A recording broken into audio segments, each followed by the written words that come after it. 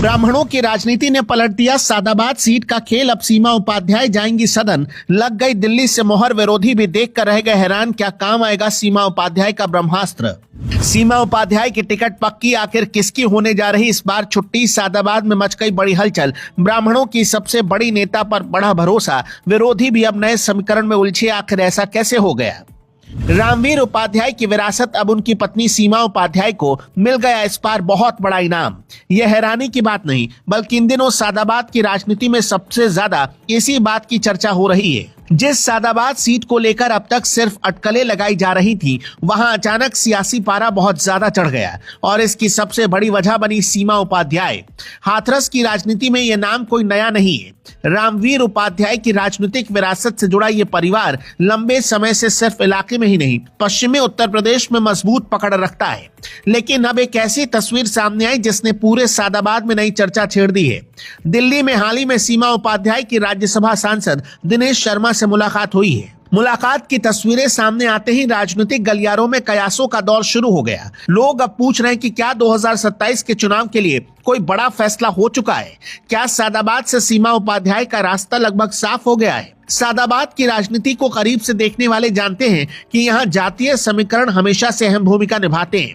खासकर ब्राह्मण समाज का प्रभाव इस सीट पर काफी मजबूत माना जाता है। यही वजह है कि जैसे ही सीमा उपाध्याय का नाम तेजी से चर्चा में आया, पूरे इलाके में हलचल बढ़ गई। राजनीतिक जानकार मानते हैं कि सीमा उपाध्याय की अपनी अलग पहचान है। वो सिर्फ रामवीर उपाध्याय की पत्नी होने की वजह से चर्चा में नहीं रहती, बल्कि लोगों के बीच उनकी सक्रियता और वर्षों से बना जनसंपर्क भी उन्हें मजबूत बनाता है। यही कारण है कि अब उनके समर्थक खुलकर दावा करने लगे हैं कि इस बार सादाबाद में बड़ा फैसला देखने को मिल सकता है। दिल्ली में हुई मुलाकात के बाद सबसे ज्यादा चर्चा इसी बात की है कि आखिर इसके राजनीतिक मायने क्या हैं।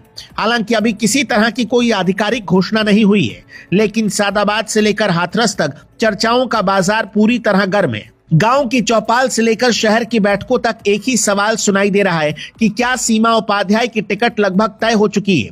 यही वजह है कि अब विरोधी खेमे भी पूरी तरह सतर्क दिखाई देने लगे हैं, क्योंकि अगर सीमा उपाध्याय मैदान में उतरती है तो मुकाबले की तस्वीर पहले जैसी नहीं रहने वाली। सबसे दिलचस्प बात यह है कि पिछले कुछ दिनों में सीमा उपाध्याय का नाम जिस तेजी से आगे बढ़ा है, उसने पूरे सियासी माहौल को बदल दिया है। पहले जहां कई तरह की संभावनाओं पर चर्चा हो रही थी, वहीं अब बातचीत का केंद्र सिर्फ एक नाम बन गया है। राजनीतिक गलियारों में लोग अलग अलग तरह के समीकरण निकाल रहे हैं। समर्थकों का मानना है कि दिल्ली में हुई मुलाकात कोई सामान्य राजनीतिक मुलाकात नहीं थी, जबकि विरोधी अभी भी पूरे घटनाक्रम पर नजर बनाए हुए हैं। यही वजह है कि सादाबाद की राजनीति में अचानक नई ऊर्जा दिखाई देने लगी है। रामवीर उपाध्याय का नाम आज भी इलाके में बड़ा प्रभाव रखता है। उनके समर्थकों का एक मजबूत आधार आज भी मौजूद है। यही कारण है कि उनकी राजनीतिक विरासत को लेकर लोगों की नजर हमेशा इस परिवार पर बनी रहती है। अब जब सीमा उपाध्याय का नाम फिर से सुर्खियों में है, तो समर्थकों के बीच उत्साह भी साफ दिखाई दे रहा है। कई लोग इसे रामवीर उपाध्याय की राजनीतिक विरासत के अगले अध्याय के रूप में देख रहे हैं।